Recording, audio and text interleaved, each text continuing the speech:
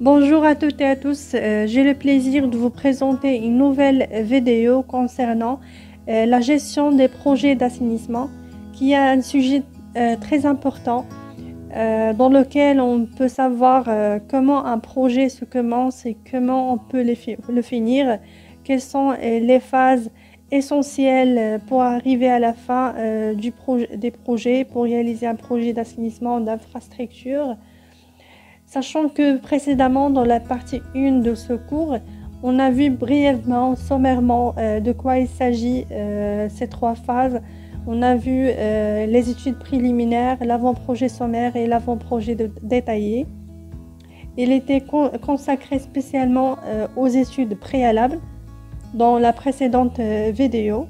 Et maintenant, dans cette deuxième partie, on va voir spécialement la deuxième phase qui est l'avant-projet sommaire, l'APS. L'avant-projet sommaire, brièvement l'APS, constitue la première phase opérationnelle d'un projet. C'est-à-dire que c'est la première phase de réalisation, là où on a la réception du cahier de charge pour enfin commencer à opérer ce projet sommairement. Sinon, la phase qui est avant l'avant-projet sommaire, c'est les études préliminaires. J'ai déjà fait le premier cours consacré aux études préliminaires. Je vous invite à la regarder. Le lien est dans la barre d'infos. Sinon, on commence. Toutes les solutions qui sont envisageables sont étudiées sommairement dans cette phase et comparées afin de proposer au maître d'ouvrage la meilleure réponse technique et économique. À ce stade, c'est-à-dire à cette phase, sauf contraintes particulières qu'il importe de rechercher par la suite, les études annexes telles que la topographie restent à un niveau de connaissance générale des contraintes. Alors, les études d'APS sont établies sur la base du programme qui est remis par le maître d'ouvrage et des réflexions qui sont préalables telles que les schémas d'assainissement, diagnostic des réseaux et de la connaissance minimale des sites tels que la topographie, les ouvrages existants et la nature des sols.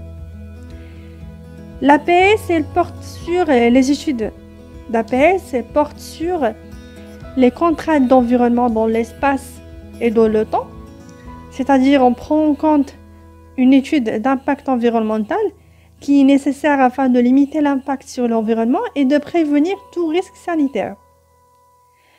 Ces études portent aussi sur la solution d'ensemble, c'est-à-dire la partie générale et solution technique à retenir pour la construction des ouvrages.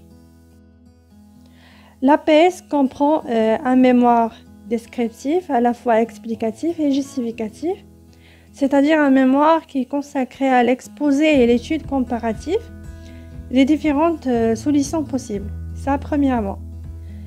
Deuxièmement, la justification du choix de la solution qui est préconisée. Troisièmement, la description de la solution proposée en indiquant les caractéristiques fonctionnelles des ouvrages. L'APS, l'avant-projet sommaire, comprend aussi une estimation sommaire des dépenses avec l'incertitude qui s'attache.